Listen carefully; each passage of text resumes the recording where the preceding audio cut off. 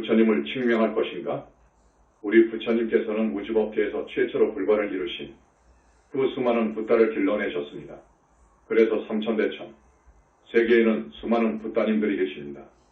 칭명연부는 붓다 중에 붓다이시고 모든 붓다들의 스승이시며 대자비로 중생을 구제하시는 우리 교주 불세존 석가모니 부처님을 기본으로 염불해야 합니다. 우리 부처님은 삼계 중생 마지막 한 사람이 구제될 때까지 무아의 보살에 마시는 것이 본원입니다.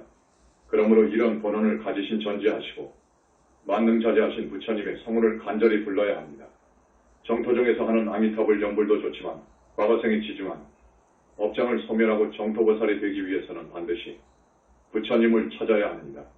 모든 붓다님들은 공통적으로 중생구제의 원을 갖고 계시며 보살인행시에 세운 본원에 따라 중생을 보살피십니다.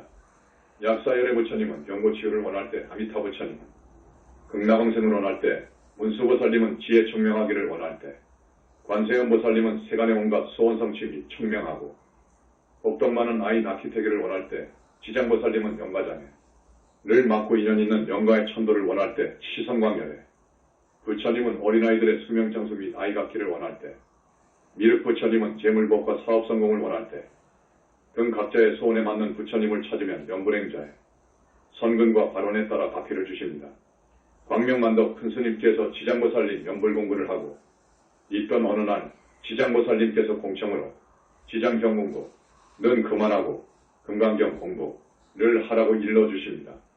금강경 공부는 금강경을 읽고 부처님 다라니 비로자나 총기진언을 하고 석가모니부를 칭명연불하는 공부를 말합니다.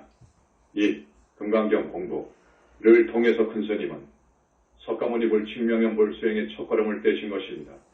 큰스님 수행일치 연불선매 관련 내용을 옮겨봅니다. 지장보론경 읽고 친부다란 입에 8번하고 지장보살님 연불을 공부했다. 몸도 마음도 가볍고 날아갈 것 같았다. 공청 밤 12시 전가 허공에서 내 이름을 부른다. 문공공문공공잘 듣고 꼭 행하여라. 지장보론경 공부는 하지 말아라. 음력 3월 1일부터 금강경 공부만 하여라. 다시 말해준다. 금강경 공부만 하여라. 큰스님께서는 이렇게 수행을 시작해서 갖고의 정진을 거듭한 끝에 마침내 불과를 증득할 수가 있었습니다. 이전 과정에서 가장 근간을 이루었던 연불수행은 석가모니불 칭명연불 수행이었습니다. 신심을 바탕으로 참여와 올바른 발언이 우선이다. 칭명연불은 부처님의 실정과 구원의 위신력에 대한 철기둥 같은 믿음이 토대가 되어야 합니다. 부처님께서 계시고 우리 중생을 구제하실 수 있는 위신력과 대자비를 갖고 계심을 완전히 믿고 하는 연불과 그런 믿음이 없이 하는 연불은 극악히 면에서 엄청난 차이가 있습니다. 신심의 중요성에 대한 석가모니 부처님 모신물의 말씀이 모든 것을 말해줍니다. 너희들이 진정 내 법을 믿는다면 신심 하나만은 잃지 말라. 그러면 나머지 99가지는 내가 채우리라.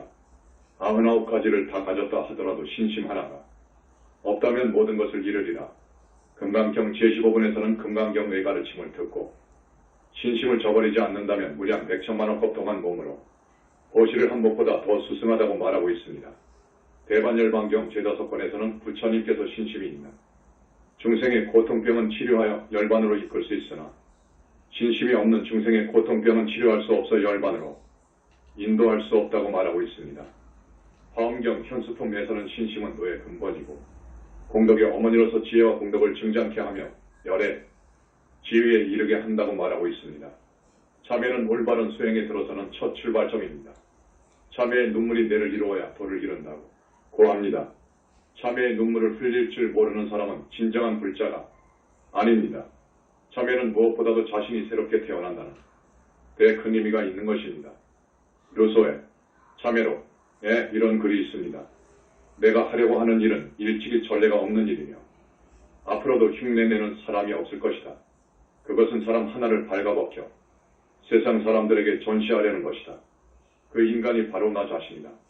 언젠가 최후 심판의 나팔소리가 울려 나오더라도 나는 이 책 한 권을 가지고 심판판인 신 앞에 나아가서 큰 소리로 말하려고 생각한다.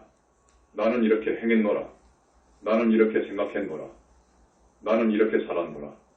선악을 가리지 않고 모두 말하고 싶다. 어떠한 잘못도 감추지 않고 어떠한 선행도 과장하고 싶지 않다. 진실한 참회는 이 책을 참으로 빛나게 합니다. 정말로 우리는 참회를 해야 합니다. 처절함.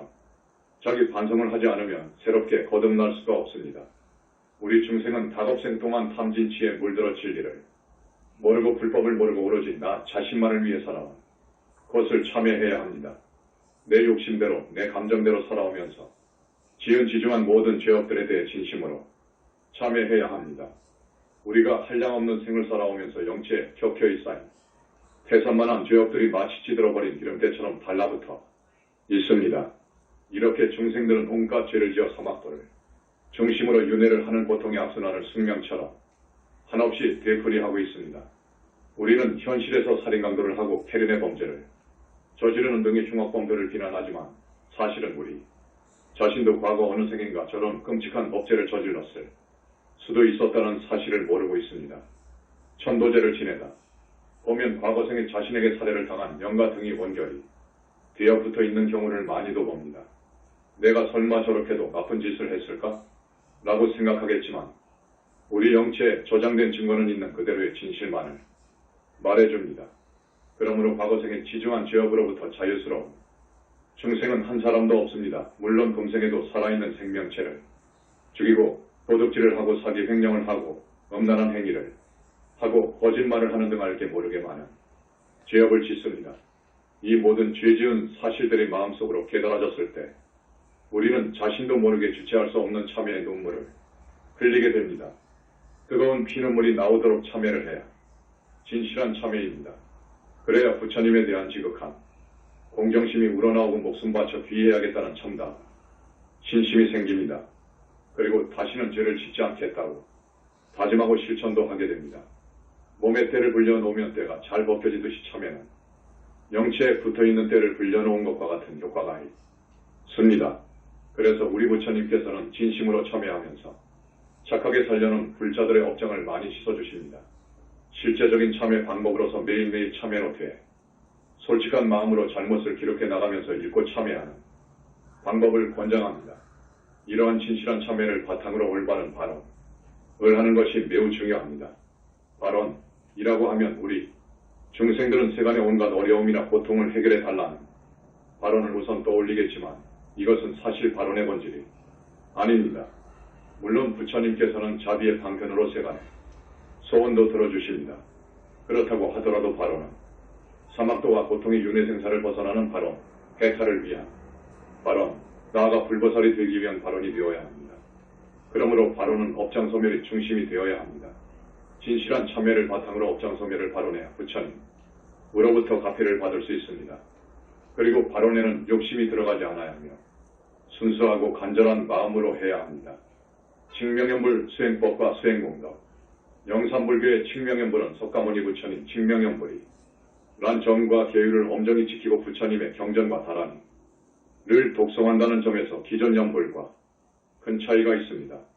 칭명연불은 몸과 마음을 깨끗이 한 다음 부처님께 세배후 주소오생년 성명을 고하는 청문을 합니다. 이 금강경을 일독하고 부처님 다란이 비로자나 청규진왕을 3번 혹은 5번, 10번 합니다. 3. 부처님께 세배 후 참회와 발언을 합니다. 4. 부처님의 성호를 소리내어 부르는 연불정근을 합니다. 연불정근을 한 후 세배를 하고 마치면 됩니다. 부처님을 부르는 연불정근을 할 때는 하나의 대상에 정신을 집중하면서 입으로는 석가모니 불을 마음속으로는 금강반야바람을 동시에 영성합니다. 일시물란으로 부처님을 부르면 윤회를 벗어나 극락 정토까지 왕생할 수 있다는 것을 믿고 간절히 바라면서 칭명연불을 해나가야 합니다. 아미타경에는 7일간 일시물란 아미타불을 연불하며 극락왕생할 수 있다고 합니다. 칭명연불 시 주의해야 할 점이 몇 가지 있습니다.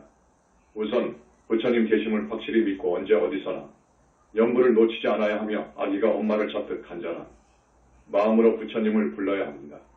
또한 계율을 엄수하고 공부 경계에 집착하지 말아야 하며 호를 통하겠다는 지나친 욕심을 갖지 말아야 합니다. 소선대사는 선감이감해서 계행을 그릇에 선정 물에 지혜를 달에 비유했습니다. 계라는 그릇이 튼튼하고 청정해야만 선정의 물이 고요해져 지혜의 밝은 달이 그대로 비칩니다. 계율이 없이 공부하는 것은 헛수고 일뿐이며 절대로 선정에 둘 수 없습니다. 깊은 선정에 들지 못하고서는 선정이 없는 지혜로는 결코 해탈을 얻을 수 없습니다. 부처님 찾아 지극정성 일념으로 칭명연불하면 부처님도 감흥하십니다. 생각이 흐트러지지 않고 하나로 집중될 때 마음은 안정되고 평온하여 선정에 듭니다. 이때 무념무성으로 밝음을 향해서 더 깊이 들어가면 연불선매에 듭니다.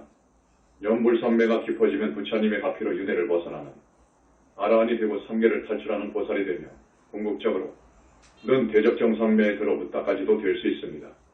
앞에서 본 문수반야경에서도 마음을 오로지 부처님께 메어두고 부처님 성호를 부르면 속히 안욕따라 선맥선보리를 얻는다고 하고 있으며 다란이 직경에도 한 마음으로 연불하면 위없는 독과를 얻고 404가지 질병이 사라지며 모든 환난과 고통이 치료된다는 말씀이 있습니다. 약사열의 번원경에서는 지옥 중생의 한순간이라도 부처님 을 부르면 즉시 그 지옥의 고통에서 벗어난다고 하고 있습니다.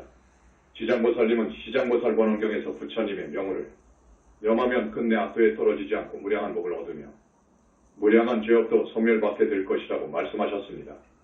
실제로 광명만덕 큰 스님께서 연불선매에 들어 업장이 소멸되고 번뇌가 끊어지는 체험장면을 큰 스님의 수행 일치 연불선매를 통해 보겠습니다.